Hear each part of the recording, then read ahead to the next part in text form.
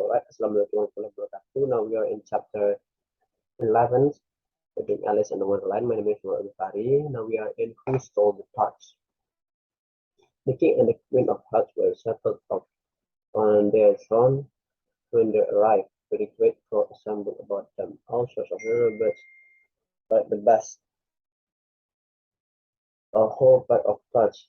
The nymph was standing before them in chains, with a soldier on each side to guard him.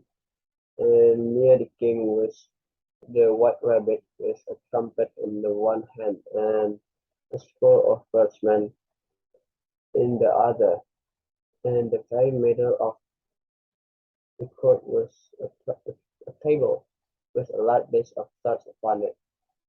They looked so good that it made Alice quite hungry to look at them. I wish they'd get a trial done, she thought, and had run refreshments, but there seemed to be no chance of this.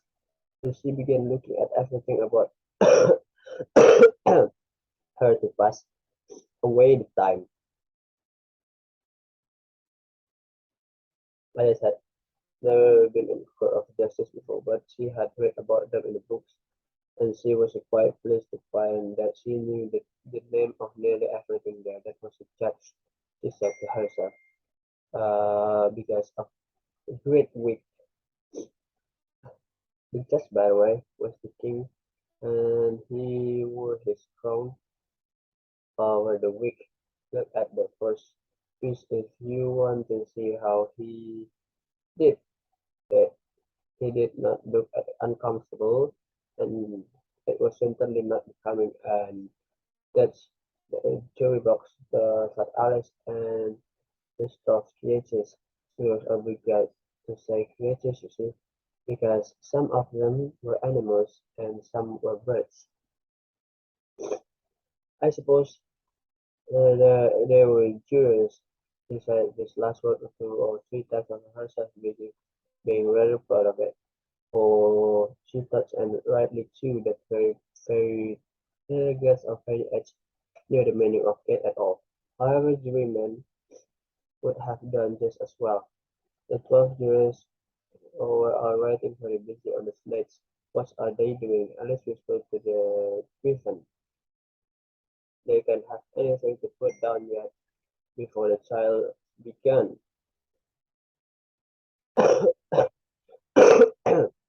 They're putting down their names, the griffin whispered in reply, for fear they should forget them before the end of the trial. Stupid things, Alice began in a loud, indignant voice, but she stopped herself hastily, for the white rabbit cried out. Silence in the court, and the king put his spectacles and looked anxiously round to make out who was talking. Alice could see as well, as if she were looking over their shoulders, that all the jurors were writing down stupid things on their plates, and she could ever make out that one of them didn't know how to spell stupid, and that's the hard as to his they were telling. Isn't muddle the plates I will be in before the trial is over, but Alice, one of the jurors had a pencil that squeaked. This, of course, Alice could not stand, and she went round the court and got behind them, and very soon thought on opportunity, taking it away.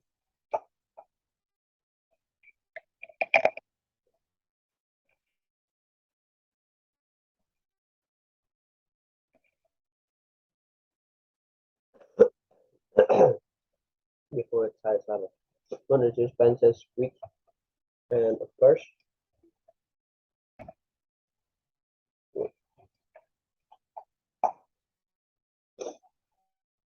behind him, and very soon found opportunity taking away. She did it so quickly that the poor juror it was there later could not make out all of what become of it.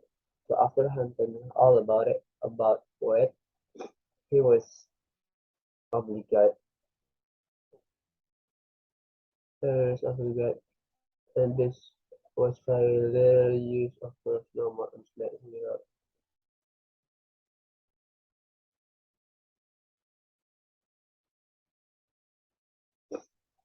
Here are the questions, said the king.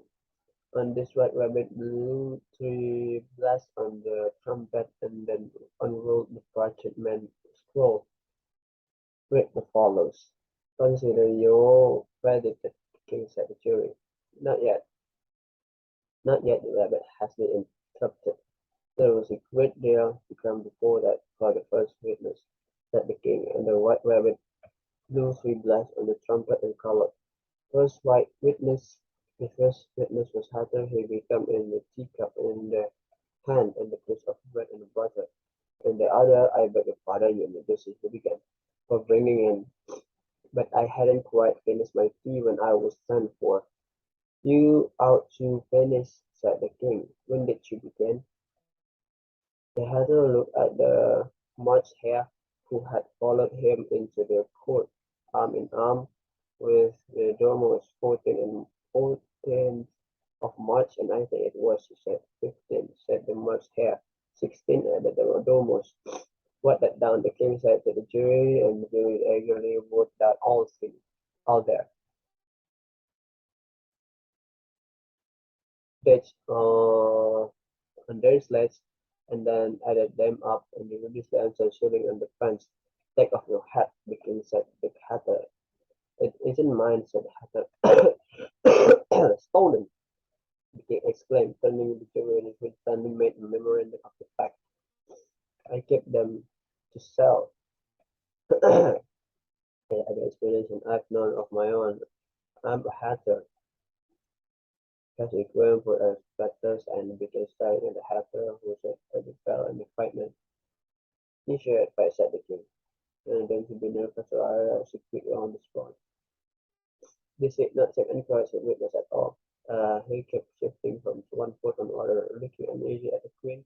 In his confusion, he made a large piece, but it as a teacup instead of bread and butter. Just at this moment, Alice felt a very curious sensation which puzzled her a great deal until he made out what it was. She was beginning to grow larger again, and she thought at first she would get up to leave the court, but the second first drinking began with tea, said the king shouted, You take me for a dance? Dance! Go on, I'm a poor man. The hatter went on in some things until after that on much her said. Here, said, I didn't much hair, interrupted in a great hurry. You did, said the hatter. I deny it, said the March Hare. He denies it, said the king, careless of what. Well, at any rate, the rumor says the hatter went on looking essentially around to see if he would carry deny it too, but the girl was denied nothing, being a fast leg.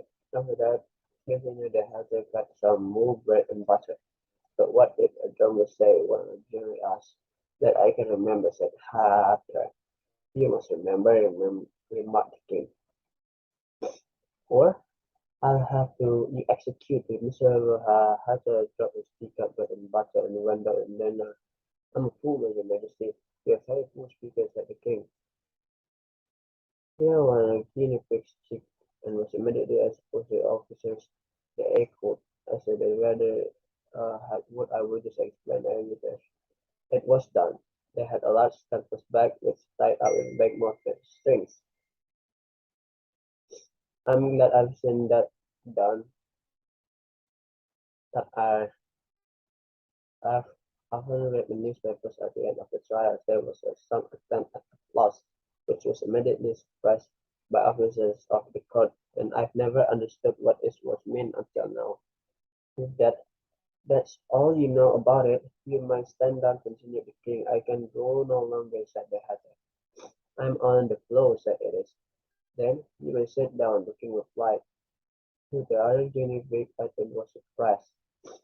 Come, that's finished, the guinea pigs, thought Alice. Now we shall get on better.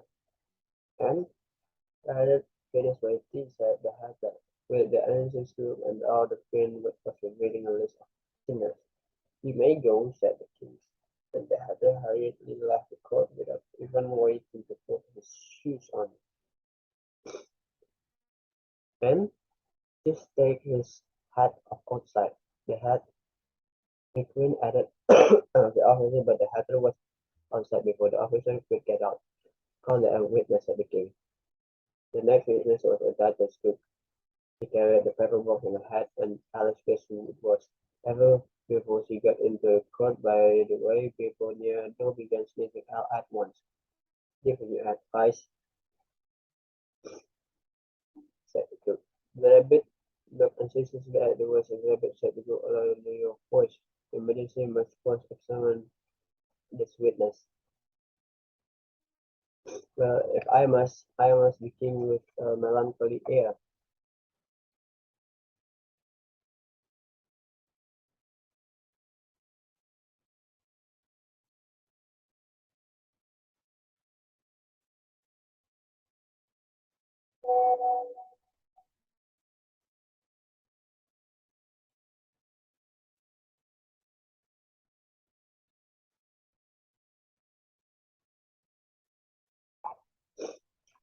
"Well, I must," said the king with a melancholy air, and after holding his arm and folding his foot with his eyes were nearly out of sight, he said, deep voice, "What are your thoughts made of pepper?" said the cook. Trigel said that the sleeping was behind her. Clara the dormouse, the queen shook out behind the dormouse and punched him off his whiskers. For some minutes, the whole court was in confusion. Gideon and Amos returned, and by the time they had settled down, they and Cook and Tommy disappeared. "Never mind," said the narrator with the argued and leave. "Pardon this witness," and he added in an undertone to the queen, "Really, my dear, you must cross-examine the next witness. It quite makes my forehead ache." Alice watched the white rabbit of the fumble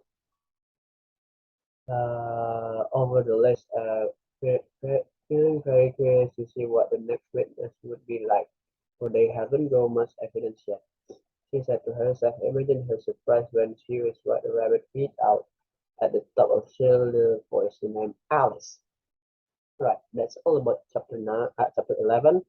Thank you so much. Assalamualaikum warahmatullahi wabarakatuh.